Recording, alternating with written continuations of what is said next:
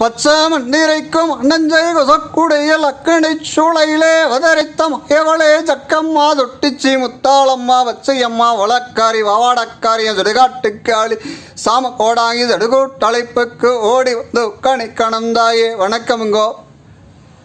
இன்றைய பதிவில் என்ன தகவலை நம்ம பார்க்க போகிறோம் அப்படின்னு பார்த்தீங்கன்னா, தனுசு ராசிக்காரருக்கான சகல செல்வ யோகங்களையும் தரக்கூடிய அகத்திய முனிவரால் அருளிய மகா யோக தாயத்து எப்படி செய்கிறது அப்படிங்கிறத பற்றி பார்க்க போகிறோம். அதுக்கு முன்னாடி நம்மளோட சேனலை இப்போ தான் முதல் முறையாக பார்க்குறீங்கன்னா நம்மளோட சேனலில் லைக் பண்ணுங்கள், ஷேர் பண்ணுங்கள், மறக்காமல் சப்ஸ்கிரைப் பண்ணுங்கள். நம்ம போடக்கூடிய தகவல் அனைவருக்கும் பயனுள்ள தகவலாகத்தான் இருக்கும். சப்ஸ்கிரைப் பண்ணி உங்களுடைய ஆதரவை நமக்கு தாருங்கள். வாருங்கள் என்ற தகவலை காண்போம்.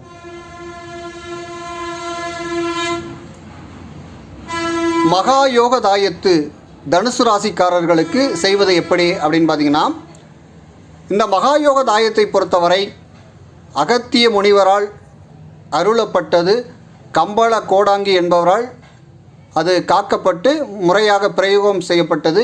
அப்படி இருக்கக்கூடிய மகா யோக தாயத்தை எப்படி செய்கிறது அப்படிங்கிறத நம்மளுடைய முன்னோர்கள் ஓலைச்சுவடியில் கொடுத்துருக்காங்க. அதை பார்த்து அதன் வழியே நம்ம இப்போ அந்த மகா யோக வஷ்ய தாயத்தை நம்ம செய்யலாம்.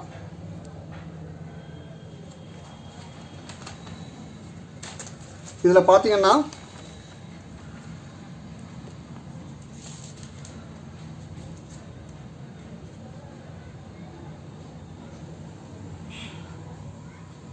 தனுசு ராசிக்காரர்களுக்கானது. 12 ராசிக்கும் பலன் தரும் தாயித்து செய்முறை செப்புகிறேன் செல்வனே கேளப்பா அகத்திய முனியேட்டில் அருளிய முறையப்பா கம்பள கோடாங்கி கரு காப்பு முறையப்பா குருசொல் சூட்சமத்தை குலக்கொடிக்கு தானுரைப்பாய் சித்திரை பின் பாதம் 2 சுவாதி பாதம் 4 விசாகம் பாதம் 3 கொண்ட தராசுராசிகாரருக்கு தனயோக தாயத்து செய்முறை செப்புகிறேன் செல்வனே கேளப்பா மங்கள நாளொன்றில் செப்பு தகடு வெட்டி செவ்வருங்கோணமிட்டு அதிபதியாம் சுக்கிரவான் நாமம் அருங்கோண முனை நிறுப்பி தன தானிய சுகமென்றும் லாப ஆயுள் யோகமென்றும்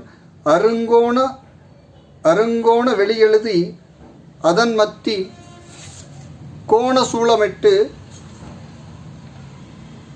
சூளமிட்டு நவகோள மையதனை நடுத்தகடுதான் பூசி வன்னிமர வித்து வைத்து வசிய புல்லுருவி வைத்து தகடதனை தான் சுருட்டி தாயித்து உள்ளடைத்து பால் பலம் படையலிட்டு பத்தி சூடம் தீபமிட்டு நவகோள மந்திரத்தை நலம் வேண்டி உச்சாட 108 அப்படி சொல்லிட்டு அதற்கான இந்த தாயத்து தயார் செய்த பிறகு இந்த தாயத்திற்கு உருக்கோடக்கூடிய மந்திரத்தை சொல்லியிருக்காங்க. அதாவது பார்த்திங்கன்னா, அண்டம் படைத்த ஆதி சிவன் வசிய, பிண்டம் படைத்த பிரம்மன் வசிய, குண்டம் படைத்த வைகுண்டன் வசிய, ரவி மதி குசன் வசிய, கணக்கன் பொன்னன் களத்திரன் வசிய, முடவன் ராகு கேது வசிய, சகலரும் வசிய நம சகல சுபகாரியம் வசிய நம அப்படிங்கிறது மந்திரம், ஒரு மந்திரம். அதற்கடுத்து பார்த்திங்கன்னா, உரு கொண்ட தாயத்தை உடனணிய கண்டமிடை நவகோளும் வசியமப்பா நல்ல காலம் பிறக்குமப்பா அப்படி சொல்லிட்டு அதற்கடுத்து பார்த்திங்கன்னா, தராசு ராசிகாரனுக்கு தாராள பணம் கொட்டுமப்பா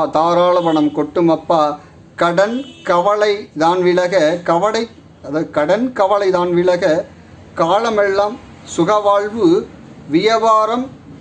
வியாபாரம் செய் தொழில் யாவும் விருத்தியாகி லாபம் தரும் சொல்லும் வாக்கு சித்தியாகும் சொந்த பந்தம் தானே கூடும் வண்டி வாகனத்தால் வசதியான வாழ்வு கிட்டும் மண்மனை யோகம் கூடி பொன்னும் பொருளும் சேருமப்பா லட்சுமியை தான் வணங்க லட்சியங்கள் கைகூடும் அப்படின்னு சொல்லி இந்த பாடல் முடியுது.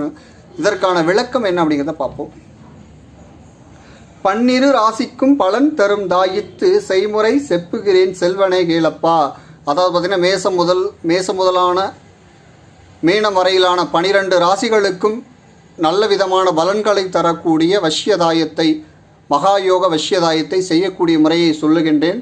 என்னுடைய புத்திரனே, என்னுடைய மகனே கேளப்பா அப்படின்னு சொல்லிட்டு அதற்கடுத்து அகத்திய முனியேட்டில் அருளிய முறையப்பா கம்பள கோடாங்கி கருக்காப்பு முறையப்பா. அகத்திய முனிவரால் ஏடுகளில் அருளிய முறை. அந்த முறையை கம்பள கோடாங்கி என்பவர் கருவோல காத்து வைத்து பாதுகாத்து பிரயோகம் செய்த முறை. அந்த முறையை தற்போது சொல்கின்றேன் கேளப்பா அப்படின்னு சொல்லிட்டு அதற்கடுத்து குருசொல் சூட்சமத்தை குலக்கொடிக்கு தான் உரைப்பாய். குருவானவர் சொல்லக்கூடிய சூட்சமங்களை தன்னுடைய சந்ததிக்கு சொல்லி கொடுப்பாய் அப்படி சொல்லியிருக்காங்க. அதற்கடுத்து என்ன சொல்லியிருக்காங்க அப்படின்னு பார்த்தீங்கன்னா, சித்திரை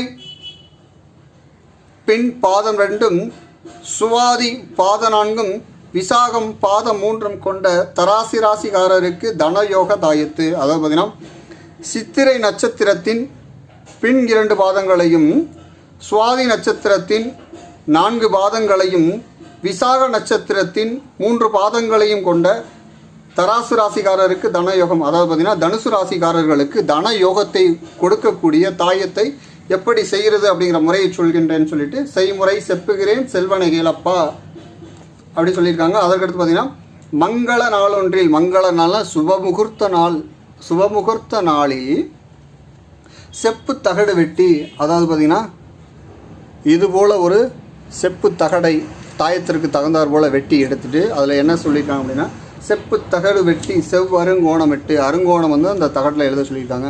அதாவது பார்த்திங்கன்னா இதுபோல் ஒரு காகிதத்தில் வந்து உங்களுக்கு நான் தெளிவாக தெரியணுங்கிறதுனால எழுதி வச்சுருக்கேன். செப்பு தகடு வெட்டி வச்சுக்கணும். அந்த தகட்டில் வந்து பார்த்திங்கன்னா அருங்கோணம் வரைய சொல்லியிருக்காங்க. செவ்வருங்கோணங்கிறது இதுபோல் ஒரு அருங்கோணம், செவ்வருங்கோணத்தை வந்து தகட்டில் வரைஞ்சிக்கணும். அதற்கடுத்து பார்த்திங்கன்னா செவ்வருங்கோணம் விட்டு அதிபதியாம் தனுசு ராசிக்கு அதிபதியாக இருக்கக்கூடியவன் யார் அப்படின்னா அதிபதியாம் சுக்கிரவான் நாமம் அருங்கோண முனை நிரப்பி. அதாவது பார்த்தீங்கன்னா இந்த துலாம் ராசிக்காரர்களுக்கு அதிபதி யாருன்னு பார்த்தீங்கன்னா சுக்கிரன். அந்த சுக்கிரனுடைய மறுபெயர் வந்து சுக்கிரவான்னு சொல்லுவோம். இந்த சுக்கிரனுடைய மறுபெயரை வந்து அருங்கோணத்தினுடைய முனையில் எழுத சொல்லுவேன்.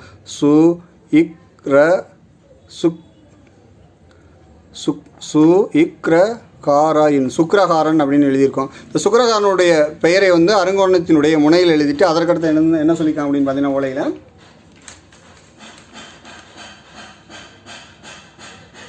முனை நிரப்பி தன தானிய சுகமென்றும் லாப ஆயுள் யோகம் என்றும் அருங்கோண வெளி எழுதி அப்படின்னு சொல்லியிருக்காங்க. அருங்கோணத்தினுடைய வெளியில் என்ன எழுத சொல்லிங்கன்னா தன தானிய சுக லாப ஆயுள் யோகம் அப்படின்னு சொல்லி அருங்கோணத்தினுடைய வெளியில் எழுத சொல்லியிருக்காங்க. அதற்கடுத்து என்ன சொல்லியிருக்காங்கன்னா அருங்கோண வெளி எழுதி அதனுடைய நடுவில் என்ன எழுத சொல்லியிருக்காங்கன்னா கோண சூளம் இட்டு. இந்த சோளம் வந்து பார்த்திங்கன்னா முக்கோண சூளம் அப்படின்னு சொல்லுவாங்க. கோண சூளம். இந்த முக்கோண சூளத்தை வரைய சொல்ல இந்த அருங்கோணத்தினுடைய மத்தியில் வந்து கோண சூளம். இந்த கோண சூளம் யாருக்குடையது அப்படின்னு பார்த்தீங்கன்னா துலாம் ராசிக்காரர்களுக்கு யோகத்தை கொடுக்கக்கூடிய சூளம் வந்து பார்த்திங்கன்னா கோண சூளம். ஒவ்வொரு ராசிக்காரர்களும் ஒரு சூளம் போடும். அதில் வந்து பார்த்திங்கன்னா துலாம் ராசிக்காரர்களுக்கான சூளம் அப்படின்னு பார்த்தீங்கன்னா கோண சூளம். இப்படி வந்து பார்த்திங்கன்னா எந்திரத்தை வந்து பார்த்திங்கன்னா துலாம் ராசிக்காரர்களுக்கான மகா யோக வஷ்யந்திரத்தை எழுதி வச்சுட்டு அதற்கடுத்து என்ன செய்ய சொல்லியிருக்காங்க அப்படின்னு பார்த்தீங்கன்னா நவகோள மையதனை நடுத்தகடு தான் பூசி. தகடு எழுதி வச்சுருக்கோம் பார்த்தீங்களா. இதில் வந்து பார்த்திங்கன்னா நவகோள வஷ்யமை வந்து பூச சொல்கிறாங்க. இது வந்து பார்த்திங்கன்னா நவகோள வஷ்யமை. இந்த நவகோள வஷ்யமையை பொறுத்தளவு நவ கிரகங்களை வசியம் செய்யக்கூடிய வஷ்யமை. இந்த வஷ்யமையை பொறுத்தளவு நவதானியங்களை கொண்டு செய்யக்கூடியது. இதை எப்படி செய்கிறது அப்படிங்கிறத ஏற்கனவே நம்ம வீடியோ பதிவில் போட்டிருக்கோம். நம்மளுடைய மாணவர்கள் பார்த்து தெரிஞ்சு கொள்ளுங்கள். இப்போ இந்த நவகோள வஷ்யமையை வந்து எடுத்து இதை வந்து தகற்றினுடைய மத்தியில் நடுவில் வந்து பூச சொல்லியிருக்காங்க. இப்போ நடுவில் வந்து நம்ம பூசியாச்சு. அதற்கடுத்து என்ன சொல்லியிருக்காங்க அப்படின்னு பார்த்தீங்கன்னா வன்னி மர வித்து வைத்து வசிய புல்லுருவி வைத்து. இந்த தகட்டில் அடுத்து என்ன வைக்க சொல்லியிருக்காங்க அப்படின்னு பார்த்தீங்கன்னா வன்னி மரத்தினுடைய விதை. வித்து அப்படின்னு பார்த்தீங்கன்னா விதை. இதான் வன்னி மரத்தினுடைய விதை. இதில் வந்து ஒரு விதையை எடுத்து இதை என்ன சொல்லியிருக்காங்க அப்படின்னு பார்த்தீங்கன்னா வசிய எந்திரத்தினுடைய மத்தியில் வச்சாச்சு. அதற்கடுத்து வசிய புல்லுருவி. வசிய புல்லுருவியை பொறுத்தவரை நாம் பயன்படுத்திக்கிட்டு இருக்கக்கூடிய புல்லுருவியை பொறுத்தளவு பார்த்திங்கன்னா தாளை புல்லுருவி ரொம்ப ரொம்ப விசேஷமான அரிய வகையான புல்லுருவி இந்த தாளை புல்லுருவி. இந்த தாளை புல்லுருவியுடைய சிறு பகுதியை வந்து நம்ம எடுத்து இதை வந்து பார்த்திங்கன்னா இந்த எந்திரத்தோடு சேர்த்து சுருட்டி என்ன சொல்லிடுறோன்னா தகடதனை தான் சுருட்டி தாயத்து உள்ளடைத்து அப்படின்னு சொன்னாங்க. சுருட்டி தாயத்துக்கு உள்ளே வச்சிட்டோம். இதை வந்து பார்த்திங்கன்னா இப்போ வந்து அடைத்து வைக்கிறோம்.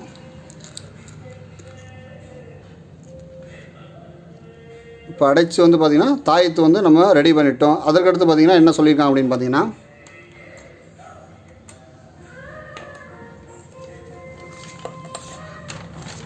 அதற்கடுத்து பார்த்திங்கன்னா பால் பலம் படையலிட்டு பத்தி சூடம் தீபமிட்டு நவகோள மந்திரத்தை நலம் வேண்டி உச்சாட 108 சொல்லியிருக்காங்க.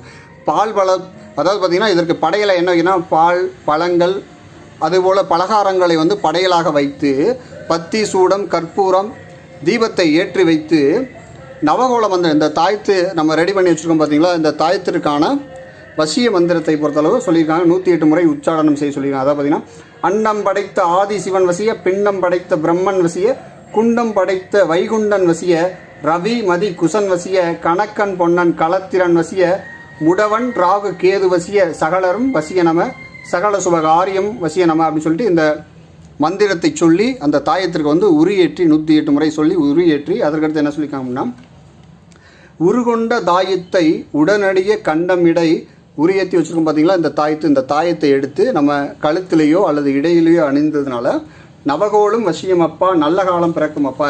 இந்த தாயத்தை பயன்படுத்தினா நவ கிரகங்களும் வந்து வசியமாகும், அதன் பிறகு உனக்கு நல்ல காலம் வந்து பிறக்கும் அப்பா அப்படின்னு சொல்லியிருக்காங்க. அதற்கடுத்து பார்த்திங்கன்னா தராசு ராசிக்காரனுக்கு தாராள பணம் கொட்டும் அப்பா, தாராள பணம் கொட்டும். இந்த தராசி ராசினா தனுசு ராசிக்காரர்களுக்கு, தனுசுகரை மன்னிக்கவும், துலாம் ராசிக்காரர்களுக்கு வந்து பார்த்திங்கன்னா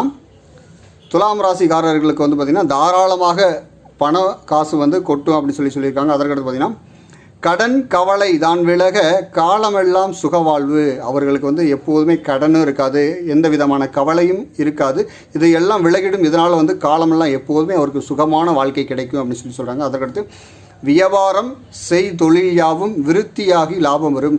நம்ம செய்யக்கூடிய தொழிலும் நல்லா இருக்கும், நம்ம எந்த வியாபாரம் செய்தாலும் அதில் லாபம் நமக்கு நிறைய கிடைச்சி விருத்தியாகி லாபம் வந்து அதிகமாக நமக்கு கிடைக்கும் அப்படின்னு சொல்கிறாங்க. அதற்கடுத்து சொல்லும் வாக்கு சித்தியாகும், சொந்த பந்தம் தானே கூடும். நம்ம சொல்லக்கூடிய வாக்கு எல்லாமே நமக்கு வெற்றியாகும், வசியமாகும் அப்படின்னு சொல்கிறாங்க. அதற்கடுத்து சொந்த பந்தம் தானே சேரும். நம்மளுடைய சொந்த பந்தம், நம்மளை விட்டு பிரிந்து போன சொந்த பந்தம்லாம் அவர்களே வந்து நம்ம கூட சேர்ந்து கொள்வாங்க அப்படின்னு சொல்கிறாங்க. அதற்கடுத்து வண்டி வாகனத்தால் வசதியான வாழ்வு கிட்டும். அதாவது பார்த்திங்கன்னா வண்டி வாகனங்களை வாங்குவதால் அதன் மூலியமாக லாபம் கிட்டி நமக்கு வசதியான வாழ்க்கை வந்து கிடைக்கும் அப்படின்னு சொல்கிறாங்க. அதற்கடுத்து மண்மனை யோகம் கூடி பொன்னும் பொருளும் சேருமப்பா. மண்மனை அதாவது பூமியாலேயோ வீடு மனையாலேயோ வந்து யோகத்தை அதிகமாக கொடுத்து பொன்னும் பொருளும் அதன் மூலியமாக நமக்கு கிடைக்கும் அப்படி சொல்கிறாங்க. அதற்கடுத்து லட்சுமியை தான் வணங்க லட்சியங்கள் கை கொடுக்கும்.